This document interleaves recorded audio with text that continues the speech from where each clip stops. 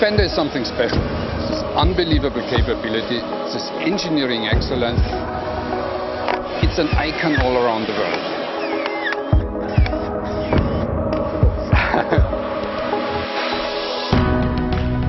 Don't drop it. We use Land Rovers as training vehicles in the military. We've all used them in some sort of capacity. The bottom line is it's clearly a versatile, robust bit of kit. Jaguar Land Rover's involvement was absolutely key to the success of the games.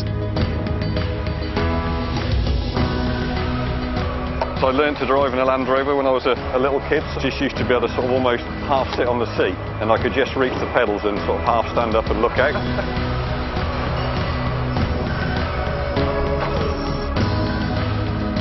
Hello, Joe, mate. How you doing? It should have been a no-brainer for anybody to invest in the original Defender line. It's going to go anywhere, where there's a desert, where there's a swamp, where there's a mountainous road. So for me, I definitely would have said I'm in. I mean, basically, this is just one big Meccano kit, isn't it? I've had some great fun in these. I've actually worked here on the assembly line when I was a young engineer. It's in my blood, I've grown up with it. I was even born in Lode Lane, which is the address of the company. I drove one of the very first Defenders on this attempt to be the first people to drive from the English Channel to Singapore. You know, I spent some of the happiest days of my life in the Defender. When I'm buried, I don't want a hearse. I want to go in the back of a Land Rover.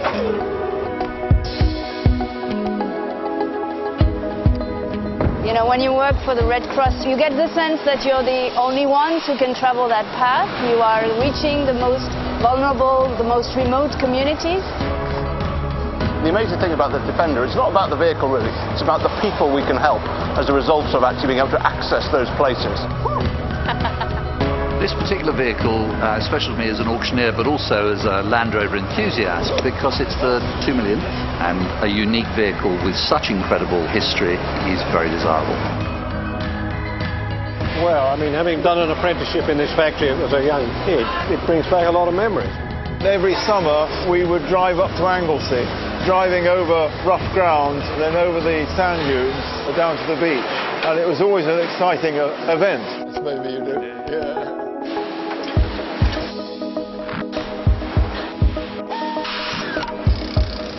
2 millionth Defender, an incredible vehicle that saved my backside more times than I can ever say. From deserts, jungles, mountains, you name it. This guy's been a friend.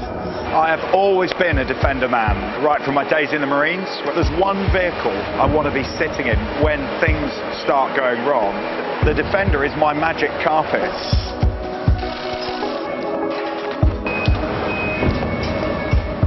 Well, I was born and grew up in the Lake District, and the Defender was just the vehicle of choice for farmers, for the mountain rescue teams, for climbers. You know, I knew all about this vehicle long before I even thought about joining the motor industry. My mum and dad drove the Land Rover when they made the film Born Free in the 1960s.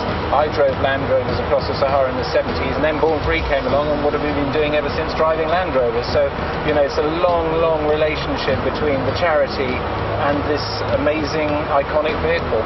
So I feel like I'm connected with Land Rover in a way that very few people are. It's in my heart. The Defender, I think in a way, is the defender of wildlife. When my husband Bill and I were making the film Born Free with the lions, we used to pop them in the back of the Land Rover, drive out on the plains, and then sometimes, of course, they rode on top of the Land Rover, which they absolutely adored. The whole Land Rover Defender story has been part of our family too. The memories are very strong. You know, I think you develop bonds with things that you depend on. Back home, we own an old 1974 Defender, and I'll load up the back with a picnic and the family, and we'll go off.